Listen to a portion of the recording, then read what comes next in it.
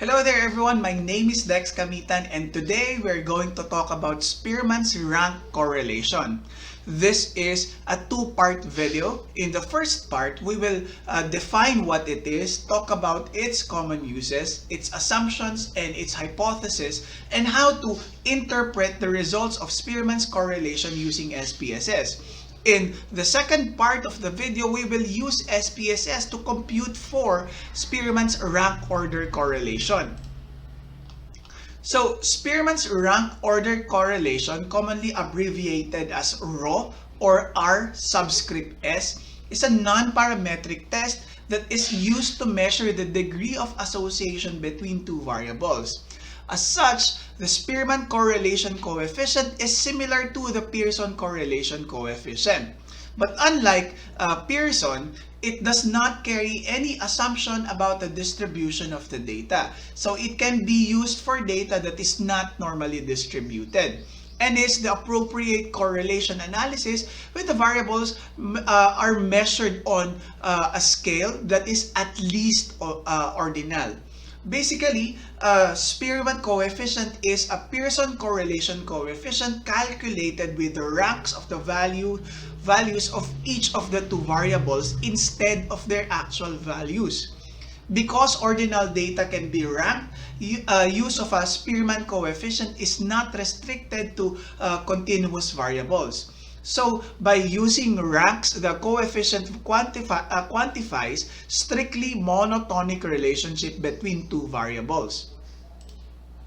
So, as earlier mentioned, Spearman Rho used for either ordinal variables or continuous data that has failed the assumptions necessary for conducting the Pearson product momentum correlation. Therefore, it's useful for testing the correlation between non-normally distributed continuous variable and for correlations between ordinal data. Similar to the bivariate Pearson correlation, Spearman Rho tests the strengths, that is how close the relationship is to being a perfect straight line, and the direction increasing or decreasing of a monotonic relationship. You have to note that like the Pearson correlation, Spearman correlation does not provide any inferences about causation, no matter how large the correlation coefficient is. So, when you choose to analyze your data using Spearman's correlation, part of the process involves checking to make sure that the data you want to analyze can actually be analyzed using Spearman's correlation. You need to do this because it's not only appropriate, it is only appropriate to use Spearman's correlation if your data passes three assumptions that are required for Spearman's correlation to give you a valid result. In practice, checking for these three assumptions just adds a little bit more time to your analysis, requiring you to click a few a few more buttons in SPSS when performing your analysis, as well as think a little bit more about your data. But it's not actually a difficult task. These three assumptions are: first, your two variables should be measured on an ordinal, interval, or ratio scale. Examples of ordinal variables include Likert scale, for example, a 7-point scale from strongly disagree through strongly agree, among other ways of ranking categories. For example, 3-point scale explaining how much a customer liked a product, ranging from not very much to it's okay to yes a lot. Examples of interval or ratio variables include revision time, or this is measured in hours, intelligence, which is measured using IQ, or exam performance, you measured from 0 to 100. You can even use weight, which is measured in kilograms, and so forth. Now, the second assumption is that your two variables represent paired observations. For example, imagine that you were interested in the relationship between daily cigarette consumption and amount of exercise performed each week. A single paired observation reflects the score of each variable for a single participant.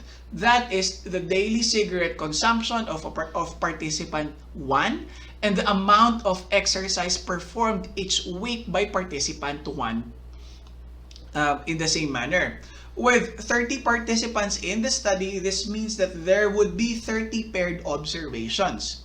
Lastly, a monotonic relationship should exist when either the variables increase in value together, or as one variable value increases, the other variable value decreases. While there are a number of ways to check whether a monotonic relationship exists between your two variables, I suggest creating a scatter plot using SPSS, where you can plot one variable against the other and then visually inspect the scatter plot to check for monotonicity. Now, the relationship displayed in your scatter plot should be monotonic.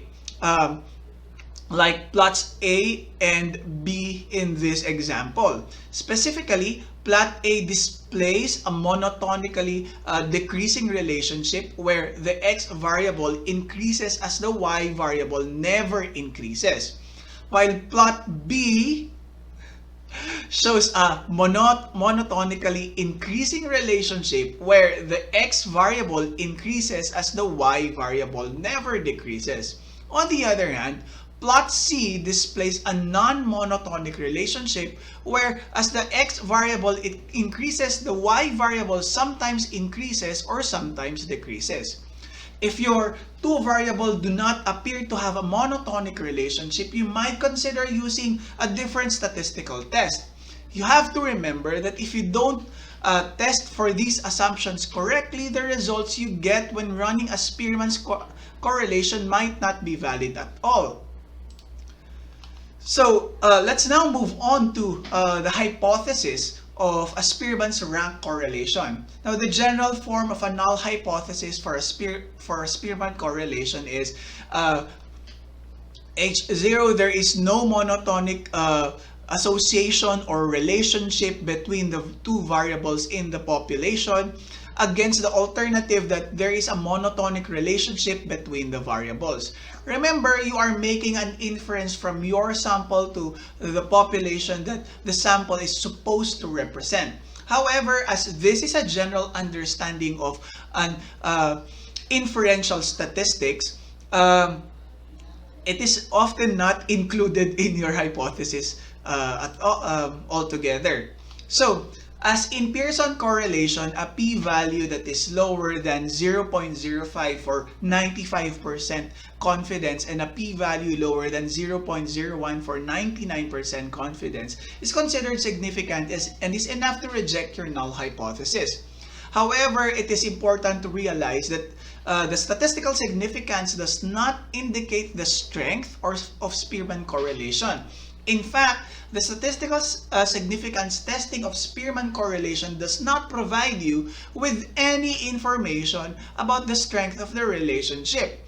Thus, achieving a value of a p-value of 0.001, for example, does not mean that the relationship is stronger than if you achieve a value of 0.04.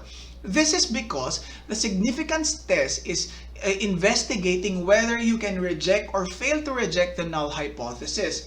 If you set an alpha of 0.05, achieving a statistically significant Spearman rank order correlation means that you can be sure that there is less than a 5% chance that the strength of the relationship you found, which is your p coefficient,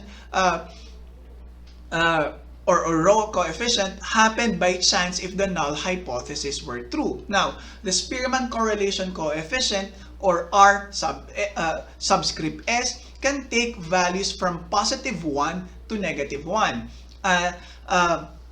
A rho of +1 indicates a perfect association or relationship of ranks, and a row of 0 indicates no association between ranks, and a row of -1 indicates a perfect negative association of ranks. The closer row is to 0, the weaker the association between the ranks is. So now, the direction and strength of a correlation are two distinct properties.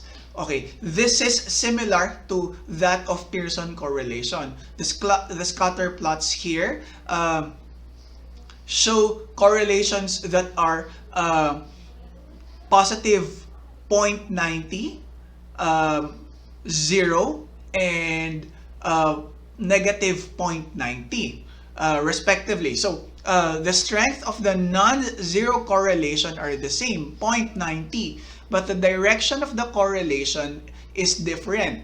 A negative correlation corresponds to a decreasing relationship, while a positive correlation corresponds to an increasing relationship. Note that the 0.00 correlation has no discernible increasing or decreasing pattern in this particular graph.